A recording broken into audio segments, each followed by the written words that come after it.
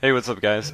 So recently, the new Portal 2 test chambers creating editor whatever thing just came out, and so I thought I would do basically a tutorial on the ins and outs of it. It's very straightforward, very simple, but just a quick guide to help out anybody that is struggling with it, so on and so forth.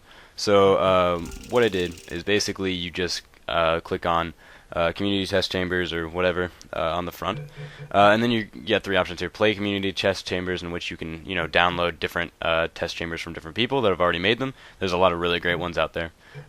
If you've created ones that are in the workshop, you can view them here, and then create test chambers is what we're going to do first. So basically, I've already created one called test, in which I've created like a really simple puzzle to show you guys some of the easier stuff in there. But normally, you're just going to go to new test chamber. And so once you have one already created, this is mine right here, a little simple thing. So we go to edit, and now it's going to start loading it. So once you're here, this is my test chamber that I created. There's a lot of stuff going on here, and we're just going to go through this test at first, just really quick. So how you do that, if you want to go into like walking mode, basically, all you do is go up here, click at the top, switch to game view. And right now this view is not my current chamber, so what I'm going to do is I'm going to click rebuild. And I'll explain all of this later, but it takes a tiny bit. You see this over here, it takes a little bit of time, but usually it goes pretty quickly, especially if you've only made minor changes to your test chambers. This is actually like a really great idea, and I'm excited to see how Valve will increase upon this, adding a lot to it. I'm sure, like they do with Team Fortress 2. I can't imagine them leaving the test chamber creator just like this. Imagine there's going to be a lot more to it. So basically, right now, this is my test chamber. So I've got a laser going over here, laser emitter, and then a laser receiver. So my test is super simple. All you do is this. Brings up this little guy. Tricky part is you have to crouch to get under the laser, right? And then you just walk across here. That is goo stuff that will kill you. And then you just go over here. Test complete, restarting. And so, and it'll just, as soon as it says restarting, it'll just send you right back to the start. So let's exit back to the editor. And as you can see right there, I was in there. I was around this area, right around here's. And so here's a couple things that you can do. Right now, as you can see, the grayed out area right here and so on is where I am unable to put a portal. As easy as my test was, I didn't want to make it as easy as placing a portal over here and then placing a portal over here and just jumping over to the door. So all you have to do that is highlight. You have to left click on any part of the wall. You can highlight as much as you want, and then you right click and you can click portalable and then, or you can just press P. So there we go. As you can see, now I can place portals there, and now I cannot. Over here, we've got all the different types of things that you can that are there right now in the I would call this more of a beta form, because their complex puzzles are not as easy. Like there are huge moving structures in the second portal here. You've got the different gels, but you don't nearly have as much freedom as some of the crazier puzzles you saw near the end of the campaign. So basically, to bring down or bring up anything, you can highlight and then push either the minus sign or the plus sign on your keyboard. You can also easily just press this. It's a lot easier just to press minus or plus, making the room bigger, smaller, so on and so forth. If you do this on the ground, you can create pits, as shown here, or plateaus, as you see here.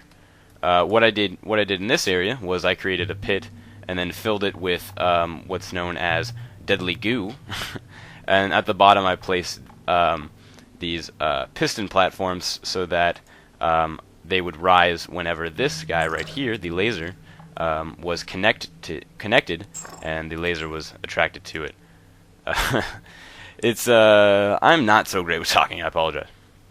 Now, everything that a test chamber needs only three things. It needs this little observation deck thing. It needs an entrance and an exit. And other than that, you are pretty much free to do whatever you want. So I'll explain from the beginning how I created this test chamber. So first, I created what's known as a laser emitter right here.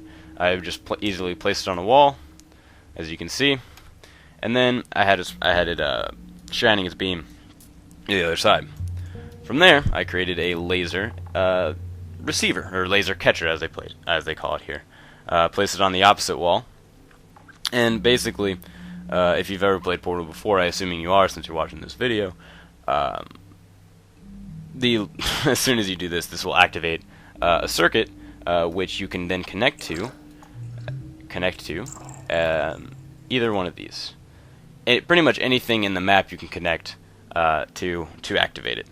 For instance, right now, this little guy right here is connected to both of these platforms, and whenever it is whenever the beam is shined into it, the pistons will rise, therefore raising a platform, creating a bridge to the exit.